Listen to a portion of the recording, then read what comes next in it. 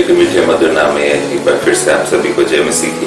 मेरा नाम है फ्रेड एरियल और यीशु हमारा चरवाह में एक बार फिर से आपका स्वागत है और धन्यवाद करते हैं परमेश्वर का। धन्यवाद वो इस बात का कि आज एक बार फिर से उसने हमें और आपको मौका दिया कि हम परमेश्वर के नाम में यहाँ पर आ सके, ताकि हम परमेश्वर के वचन से कुछ बातें आपके साथ आज शेयर कर सकें जो परमेश्वर चाहता है इस YouTube चैनल के माध्यम से। तो आज हम देखेंगे जो परमेश्वर ने हमें वचन दिया है वो हमको मिलता है नए नियम की पुस्तक 2 कुरिन्थियों उसका 4 अध्याय और उसकी 8 और 9 आयत। 2 कुरिन्थियों उसका 4 अध्याय और उसकी 8 और 9 आयत, जहाँ इस प्रकार लिखा है, हम चारों ओर से क्लेश तो भोगते हैं पर संकट में नहीं पड़ते, निरुपाय तो हैं पर निराश नहीं होते, सताए तो जाते हैं पर त्यागे नहीं जाते, गिराए तो जाते हैं पर नष्ट नहीं होते। परमेश्वर का वचन पढ़ा गया, इसके पढ़े और सुने जाने पे परमेश्वर आशीष दे।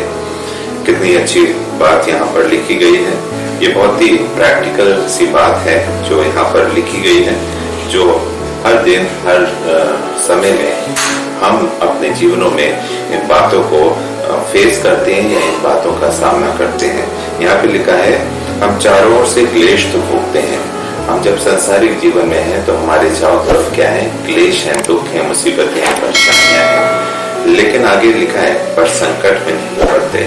हम संकट में नहीं पड़ते क्योंकि हम क्या हैं, परमेश्वर के लोग हैं। परमेश्वर के द्वारा हमें रचा गया, परमेश्वर के द्वारा हमें बनाया गया है और इस पृथ्वी पे हमें भेजा गया है, इस संसार में भेजा गया है, ताकि हम परमेश्वर के उन कार्यों को कर सके, उन बातों को आप तक पहुंचा सके जो परमेश्वर के वचन में दिया गया है। ये वचन जिंदा कलाम है जो हमें और आपको परमेश्वर के द्वारा मिला है।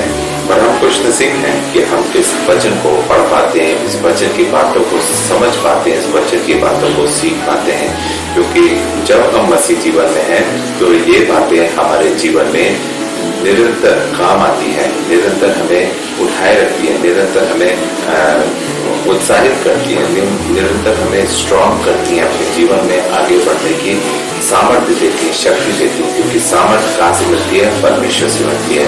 और परमेश्वर के जब हम लोग हैं तो ये हमारा परमेश्वर के द्वारा हमें दी गई है सामर्थ्य, ताकि हम परमेश्वर के कार्य को कर सकें, परमेश्वर के वचन को आगे फैला सकें। आगे लिखा है, निरुपाय तो हैं पर निराश नहीं होते। हमारे पास अपने क्लेशों का सामना करने की सामर्थ्य है, लेकिन क्या है, उसमें हमें संकट में नहीं पड़ते। हमारे पास कोई उपाय नहीं है उन संकटों से निकलने, उन क्लेशों से निकलने का। लेकिन आगे लिखा है, निरुपाय तो है पर निराश नहीं होते। हमारे पास भले कोई उपाय ना हो उससे बाहर आने का, लेकिन हमारे अंदर क्या है, निराशा नहीं है। हम निराश नहीं होते। क्यों निराश नहीं होते? क्योंकि हमारे पास क्या है, परमेश्वर की आशा है, परमेश्वर का प्रेम है, परमेश्वर की सामर्थ्य है, परमेश्वर का अनुग्रह है। इसलिए हम कभी क्या है, निराश नहीं होते। और बहुत अच्छा लगता है जब हम इन परिस्थितियों से बाहर निकलते हैं, क्योंकि जैसा पहले भी हमने आपको बताया था, जब सोना आग में तपाया जाता है, वो किस लिए तपाया जाता है कि वो जले, तपे और उसके बाद एक खूबसूरत आभूषण बन के बाहर आता है और उसकी चमक जो है खूबसूरत होती है। उसकी चमक ऐसी होती है कि इंसान भी आकर्षित होने लगता है, उसकी मोह में फंस जाता है, उस सोने की चमक में खो जाता है। इसीलिए आज अगर आप क्लेश में हैं, दुख में हैं, तकलीफ में हैं, मुसीबत में, बीमारी में हैं, लेकिन परमेश्वर क्या है, आपको संकट में नहीं पड़ने देता है और आपको उस और साथ ही साथ संकट में नहीं पड़ने देता और साथ ही साथ आपको निराश नहीं होने देता। निराश इसलिए नहीं होने देता क्योंकि हमारे पास क्या है, परमेश्वर की आशा है। आगे एक और बात लिखी है 9वें आयत में, सताए तो जाते हैं पर त्यागे नहीं जाते। हमें बहुत लोग सताते हैं। हम जब मसीह कार्यों में आगे बढ़ते हैं, मसीह वचन में आगे बढ़ते हैं, मसीह वचन को हम बोलते हैं, वचन को फैलाते हैं, जब संसार में हम जाते हैं या संसारिक लोगों के बीच में आप जब बैठते हैं, कुछ बातें करते हैं, तो आप जब मसीह का वचन सुनाते हैं या उनको मसीह के जिंदा कलाम की जानकारी देते हैं, उनके कार्यों को बताने की कोशिश करते हैं, तो आपका क्या है, अपोजिशन होता है, आपको वहां पे रोका जाता है, आपको आजादी नहीं मिल पाती कि आप मसीह के वचन को फैलाने पाए। तो यहाँ पे इसीलिए लिखा है पर त्याग नहीं चाहते, आपको कोई त्यागता नहीं है, क्योंकि आप मसीह में क्या है, मजबूत है, दृढ़ है, आप विश्वास योग्य हैं, आप जानते हैं मसीह को, आपने मसीह के स्वाद को चखा है, मसीह के उन कार्यों को देखा है, मसीह के उन वचनों को पढ़ा है, मसीह की उन आशीषों को आपने एक्सपीरियंस किया है। इसलिए आप क्या है, आप जानते हैं कि मसीह ही एकमात्र जिंदा परमेश्वर है, जो स्वर्ग के नीचे और पृथ्वी के ऊपर एक नाम दिया गया है, वो है प्रभु यीशु मसीह का। आगे इसमें लिखा है गिराए तो जाते हैं पर नष्ट नहीं होते। आपको बहुत लोग गिराएंगे, बहुत लोग आपकी बातों को एक्सेप्ट नहीं करेंगे, आपकी बातों को सुनना नहीं चाहेंगे, आपको नजरअंदाज कर देंगे, आपको इग्नोर कर देंगे, आपकी तरफ ध्यान नहीं देंगे। आप इस लिए लिखा है आप गिराए तो जाते हैं पर क्या है, नष्ट नहीं होते। आपको कोई नष्ट नहीं कर सकता, आपको शैतान छू तक नहीं सकता, क्योंकि परमेश्वर का वचन बताता है जो हमारे लोगों को छूता है वो हमारी क्या है, आँख की पुतली को छूता है। इसलिए अगर आप मसीह के लोग हैं, आप मसीह के विश्वासी हैं, आप मसीह के काम को करते हैं, आप मसीह का वचन को फैलाते हैं, तो आप क्या हैं, परमेश्वर के लोग हैं, आप परमेश्वर के चुने हुए लोग हैं। परमेश्वर ने आपको चुना है, इसलिए कोई भी आपको छू तक नहीं सकता, आपको कोई नष्ट नहीं कर सकता, क्योंकि नष्ट करने का हक सिर्फ किसके पास है, परमेश्वर के पास है। अगर आप संसारिक में जीवन में है या परमेश्वर से दूर है, या शैतानी कामों में है, या शैतानी राहों पर आगे जा रहे हैं, या आपकी संगति गलत है, गलत लोगों के साथ आपका उठना बैठना है, तो आप क्या है, फिर तो शैतान के कब्जे में है और मसीह से आप दूर हैं। जब आप मसीह से दूर होते हैं तो शैतान आपको क्या है, जकड़ लेता है, पकड़ लेता है। वो नहीं चाहता कि उसके लोग परमेश्वर की राह पे चले, और ना ही परमेश्वर चाहता है कि हमारे लोग शैतानी मार्गों पर चले या शैतानी राहों पर चले। इसलिए परमेश्वर का वचन बताता है कि हमें निरंतर परमेश्वर में बना रहना है, क्योंकि परमेश्वर का वचन बताता है यदि तुम मुझ में बने रहो और मेरा वचन तुम में बना रहे, तो जो चाहो मांगो वो तुम्हारे लिए हो जाएगा। जरूरत है यहाँ पे विश्वास रखने की, जरूरत है परमेश्वर को अपने अंदर लाने की, जरूरत है परमेश्वर के वचन को सीखने की और उसके अनुसार अपनी जिंदगी को गुजारने की। यहाँ ये शरीर जो है, जीवन जो है, किसका है, परमेश्वर का है। परमेश्वर ने हमें और आपको अपने स्वरूप में बनाया। किससे बनाया है, मट्टी से बनाया है। मट्टी को से उसने हमें एक शक्ल दी, एक रूप दिया, और जब और उसमें क्या है, जान डाली, अपने सांसें हमारी नथनों में डाली, और आज हम एक मट्टी से एक मनुष्य के रूप में हम आए। परमेश्वर के द्वारा उसने हम सबको रचा है, मनुष्य को उसने अपने स्वरूप में बनाया। वो इसलिए बनाया ताकि हम उसके कार्यों को आगे बढ़ा सकें, ताकि हम उसके मार्गों पर चलने पाए और बहुतों को परमेश्वर की राह पर ला सकें। खुदा बाप का, परमेश्वर का धन्यवाद करते हैं कि उसने हमें और आपको ये सुंदर अवसर दिया है कि हम इस संसार में अपनी जिंदगी को गुजार पाते हैं। आज चारों तरफ परेशानी है, क्लेश की, जैसे हमने बात करी अभी, तो चारों तरफ क्लेश है, लेकिन आज भी मसीह के जो लोग हैं वो क्या है, स्थिर हैं, वो संभले हुए हैं। मसीह ने उनको बचाया है, संभाला है इस महामारी से, जहाँ पूरी दुनिया इस समय उसके प्रकोप में है, उसके डर में है और भयभीत है, डरी हुई है कि किसी को नहीं पता वो वायरस किसके बॉडी के अंदर आ जाए।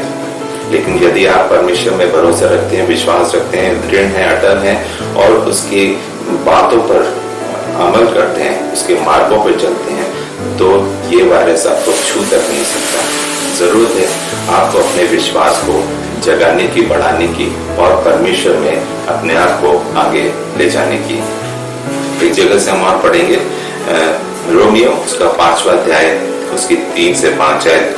रोमियो 5वां अध्याय उसकी 3 से 5 आयत। यहाँ लिखा है, हम क्लेशों में भी घमंड करें, ये जानकर कि क्लेश से धीरज और धीरज से खरा निकलना और खरे निकलने से आशा उत्पन्न होती है, और आशा से लज्जा नहीं होती, क्योंकि पवित्र आत्मा जो हमें दिया गया है उसके द्वारा परमेश्वर का प्रेम हमारे मन में डाला गया है। कितनी अच्छी बात यहाँ पे लिखी है, अभी क्लेश की हम बात कर रहे थे, क्लेश से ही रिलेटेड यहाँ पे ये परमेश्वर का वचन हमें बताता है रोमियो 3 से 5 में कि हम क्लेशों में भी घमंड करें। यदि आपके जीवन में कोई क्लेश है उसमें भी आप घमंड करें, ये जानकर कि क्लेश से क्या है, धीरज उत्पन्न होता है। यदि आप क्लेश में है, किसी समस्या में, तकलीफ में है, तो उसमें क्या है, धीरज उत्पन्न होता है। आगे लिखा है और धीरज से खरा निकलना। जब आपके अंदर धीरज आ जाएगा तो उससे आप क्या है, खरे बन के निकलेंगे। और लिखा है खरे निकलने से आशा उत्पन्न होती। जब आप खरे बन जाएंगे उसके बाद क्या है, आपको एक आशा है।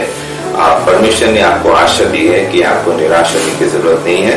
खरे जब आप बन जाते हैं, धीरज से खरा निकलना, और खरे निकलने से आशा उत्पन्न होती है। 5वें आयत में दिया है और आशा से लज्जा नहीं होती। यदि आपके अंदर ये आशा है कि परमेश्वर ही आपका सर्वशक्तिमान है, उद्धार करता है, सहायक है, मददगार है, तो आपके अंदर क्या है, लज्जा नहीं होती। आपको किसी प्रकार की लज्जा नहीं होती है, क्योंकि आपके पास बहुत बड़ी आशा है। वो है प्रभु यीशु मसीह। उसकी ताकत, उसकी सामर्थ, उसके कार्य, उसके प्रतिज्ञाएं, उसके वचन आपको क्या है, मजबूत करते हैं, आपको निराश नहीं करते, बल्कि आपके अंदर एक आशा को उत्पन्न करते हैं। आगे दिखा है क्योंकि पवित्र आत्मा जो हमें दिया गया है, आपके अंदर क्या है, पवित्र आत्मा दिया गया है। किसके द्वारा, परमेश्वर के द्वारा। उसके द्वारा, परमेश्वर के द्वारा आगे लिखा है उसके द्वारा परमेश्वर का प्रेम हमारे मन में डाला गया है। पवित्र आत्मा के द्वारा परमेश्वर का प्रेम जो है हमारे और आपके मन में डाला गया है।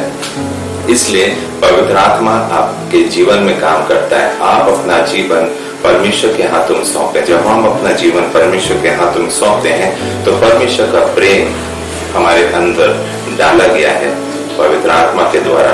इसलिए हमें निरंतर अपना जीवन पवित्र आत्मा के हाथों में, पवित्र आत्मा में अपने आप को समर्पित करना है और वही कार्य करने हैं जो पवित्र आत्मा चाहता है, या परमेश्वर चाहता है, या प्रभु यीशु मसीह आपसे चाहते हैं। और लिखा है कि उसके द्वारा परमेश्वर का प्रेम हमारे मन में डाला गया है। पवित्र आत्मा जो हमें दिया गया है वो, और उसके द्वारा परमेश्वर का प्रेम हमारे मन में डाला गया है। इसलिए आप परमेश्वर पे भरोसा रखें। आप क्लेश में हो, मुसीबत में हो, दुख में हो, तकलीफ में हो, परेशानियों में हो, आपको निराश होने की जरूरत नहीं है। आपके पास बहुत बड़ी एक आशा है, उस आशा में जिए। जब आपके अंदर वो आशा आएगी ना, तो आपके अंदर निराशा चली जाएगी, और आशा जब आती है तो आपके अंदर क्या है, लज्जा भी नहीं आती। तो आप निरंतर अपने आप को परमेश्वर में उठाए रखें और विश्वास रखें कि आज भले क्लेश हो, आज भले दुख हो, तकलीफ हो, लेकिन कल आपके पास एक सुनहरा अवसर आपका इंतजार कर रहा है, आपको एक खूबसूरत जिंदगी देने के लिए। क्योंकि परमेश्वर ने हमें यहाँ लाकर छोड़ने के लिए नहीं रखा है। परमेश्वर का वचन है, बताता है कि ना, परमेश्वर आपको ना छोड़ेगा और ना त्यागेगा। जब उसने आपको ना छोड़ा है, ना त्यागा है, तो आज भले क्लेश हो, आज दुख हो, तकलीफ हो, मुसीबतें हो, परेशानी क्यों ना हो, लेकिन कल आप एक और नई जीवन में कदम रखेंगे, एक और नई आशा के साथ अपने जिंदगी में आगे बढ़ेंगे। एक जगह से हम और पढ़ेंगे, यूहन्ना 14:18, यूहन्ना की इंजील उसका 14वां अध्याय, उसके 18 आयत। यूहन्ना उसका 14 अध्याय और उसकी 18 आयत, जहां इस प्रकार लिखा है,